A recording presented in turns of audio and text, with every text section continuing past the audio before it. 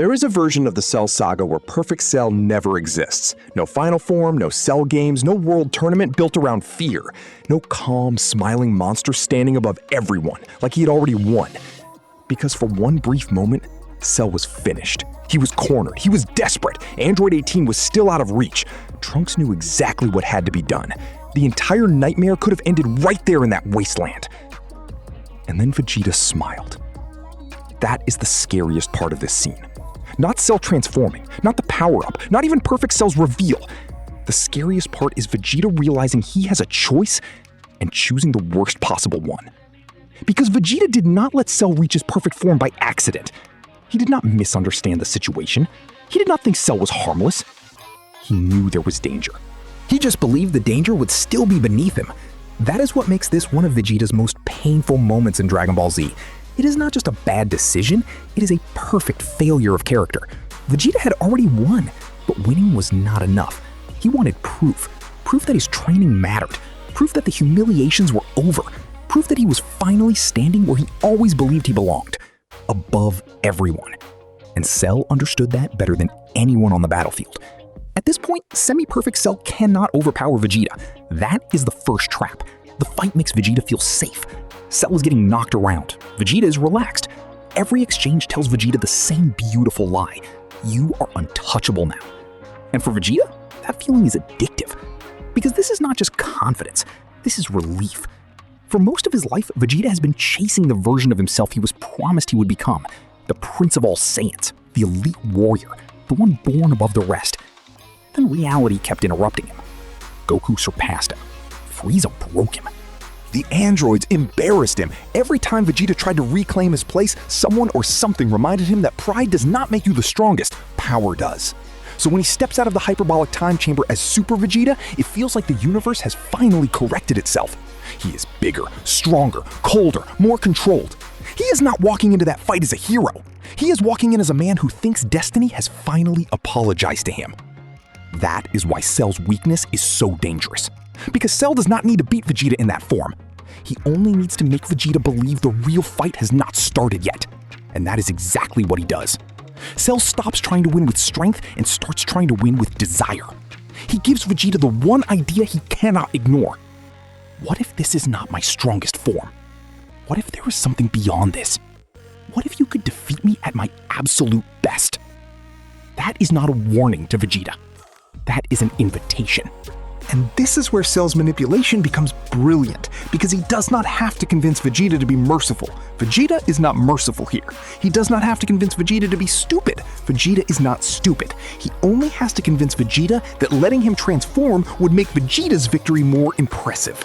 That is the trap. Cell turns his own desperation into Vegeta's fantasy, and Vegeta falls for it because the fantasy sounds exactly like his pride. The clearest person in this entire scene is Trunks. That matters. Because Trunks is not looking for a perfect fight. He is not chasing glory. He is not trying to prove that he's the greatest warrior alive. Trunks came from a future where mistakes do not get repaired. He knows what it means when a monster is allowed to become stronger. He knows what happens when people hesitate. He has lived in a world where the heroes are gone, the cities are broken, and survival is all that is left. So when Trunks tries to stop Cell, he is not being dramatic. He is the only person acting like this is an emergency. And the painful part is that Vegeta cannot see it.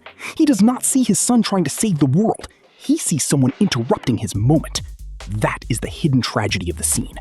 Trunks is fighting to stop the future from repeating itself. Vegeta is fighting to protect the image he has of himself. And when those two things collide, Vegeta chooses the image. That is the real mistake. Not just allowing Cell to continue, stopping Trunks. Because the second Vegeta blocks the one person trying to prevent the disaster, he stops being a fighter testing his limits and becomes an obstacle to everyone else's survival. That is the moment the story changes hands. Not when Cell absorbs Android 18, not when the light hits and the transformation begins, not when Perfect Cell finally opens his eyes. The story changes hands when Vegeta decides that his pride deserves a vote. After that, everything starts to feel inevitable. Cell finds his opening, Android 18 gets absorbed, the transformation begins. And suddenly, every confident decision Vegeta made starts turning into evidence against him. That is why the transformation feels so heavy. Everyone understands what just happened at the same time. They had Cell. They had the chance. They had the future in reach. And then Vegeta gambled with it. because a clean win did not satisfy him. But the most disturbing thing about Perfect Cell is not that he becomes loud, it is that he becomes calm. Before perfection, Cell is hungry, he's anxious, he's chasing completion like a starving thing. After perfection, he does not need to beg anymore. He does not need to panic, he does not need to convince anyone of anything. He simply stands there like the outcome has already been decided. That is when Vegeta's mistake becomes visible. Because Perfect Cell does not just look stronger than Semi-Perfect Cell, he looks above the entire situation. And that is the exact kind of opponent Vegeta thought he wanted. That is the cruel irony. Vegeta asked for a monster who could prove his greatness.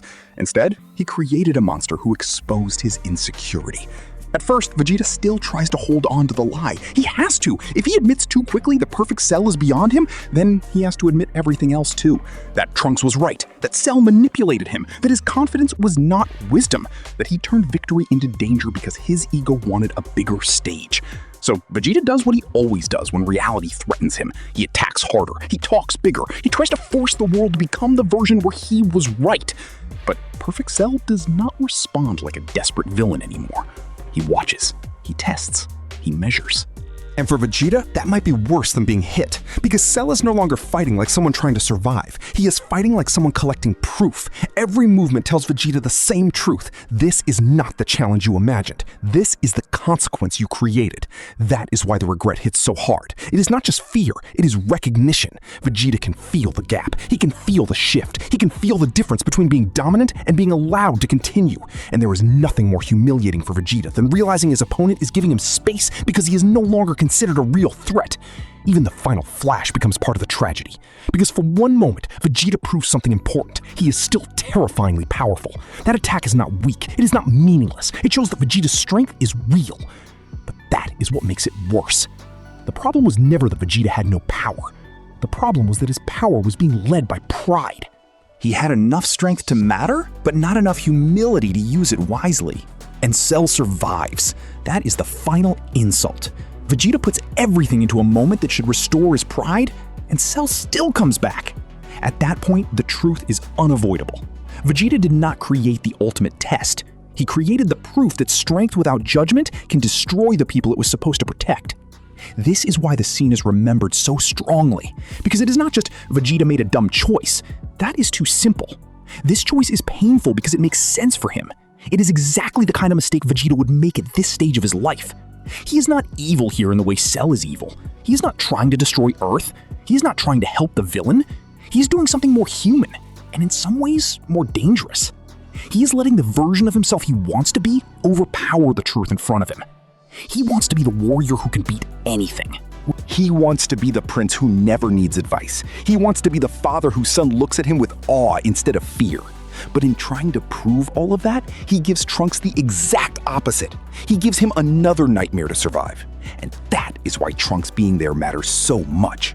Without Trunks, this is just Vegeta's arrogance. With Trunks, it becomes a family tragedy. The son from the ruined future sees the disaster coming. The father from the present refuses to listen. And the monster in the middle only has to wait for pride to do the work. That is what Cell really exploits. Not Vegeta's stupidity, his hunger to be confirmed.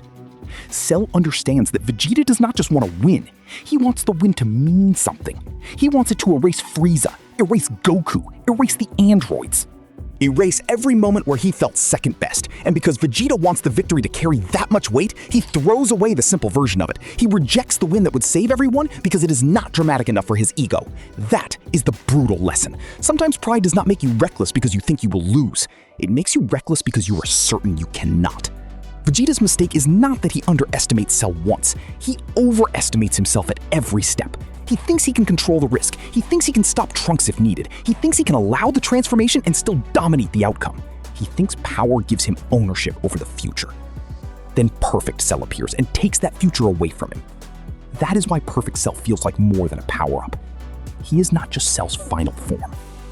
He is Vegeta's pride made visible. Calm. Complete. Untouchable. standing there because Vegeta allowed him to stand there. Every second after that is a reminder that some mistakes cannot be punched away. And that is important for Vegeta's growth, because later, Vegeta becomes a very different person. He becomes someone who understands sacrifice, someone who can fight for his family without hiding behind pride, someone who can admit, even if it takes him forever, that strength is not the same thing as worth. But this is not that Vegeta yet. This is Vegeta at one of his lowest points. Powerful enough to change the fate of the world, but too proud to protect it. Strong enough to win the fight in front of him, but too insecure to accept a victory that did not flatter him. And that is why this moment still works. It is not shocking because Vegeta acts out of character. It is devastating because he acts completely in character. Cell does not defeat Vegeta by lying to him.